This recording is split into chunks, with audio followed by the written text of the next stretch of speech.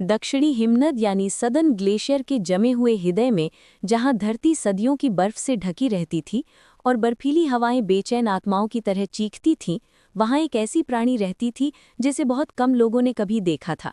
आशा, आखिरी him kangaroo. उसकी मोटी चांदी जैसी चमकती फर चांदनी में दमकती थी और उसके मजबूत पैर गहरे जमे हुए दरारों को पार करने के लिए बने थे।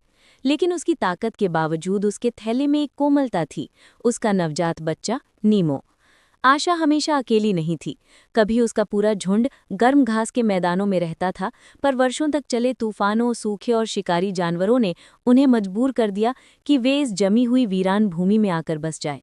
यहाँ उसे सुरक्षा तो मिली, लेकिन बर्फ की दुनिया बेरहम थी। हर दिन अपने बच्ची की रक्षा की लड़ाई थी और हर रात जीवित रहने की परीक्षा। एक सुबह जब बैंगनी रोशनी बर्फीली चोटियों को छू रही थी, आशा ने अचानक आंखें खोली। हवा अलग महसूस हो रही थी, भारी, ठंडी, ऐसी ठंड जो खतरे का संकेत देती है। उसने नीचे अपने थैले में सोए नीमो को देखा, जिसकी हल्की सांसें उसके दिल को गर्म कर रही थी। कुछ ही पलों में क्षितिज गड़गड़ाहट की तरह फट पड़ा।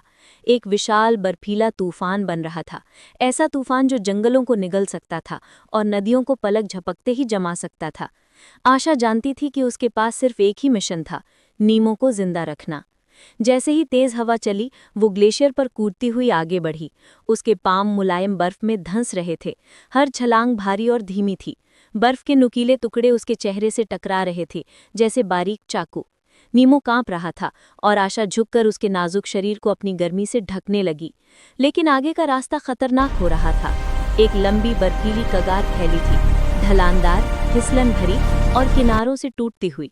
उसके नीचे गहरे नीले जमे हुए खाई थी।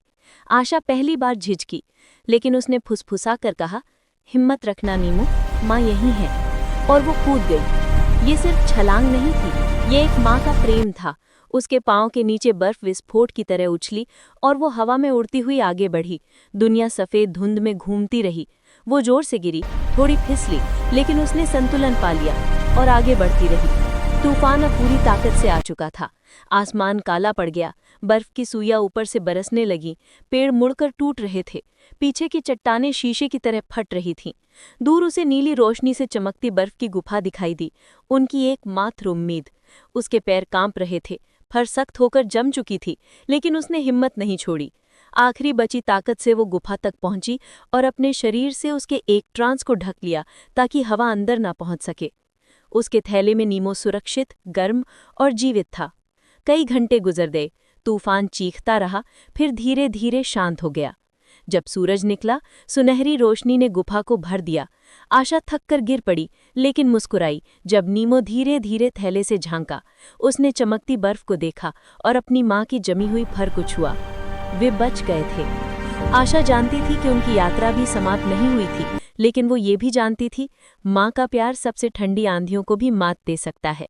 और तभी जन्म हुई उस कहानी की, आखिरी हिम कंगारू की, जिसे हर प्राणी ने आगे बढ़ाया, जिसने उसकी बहादुरी देखी थी। एक कहानी जीवित रहने की, बलिदान की और अटूट प्रेम की।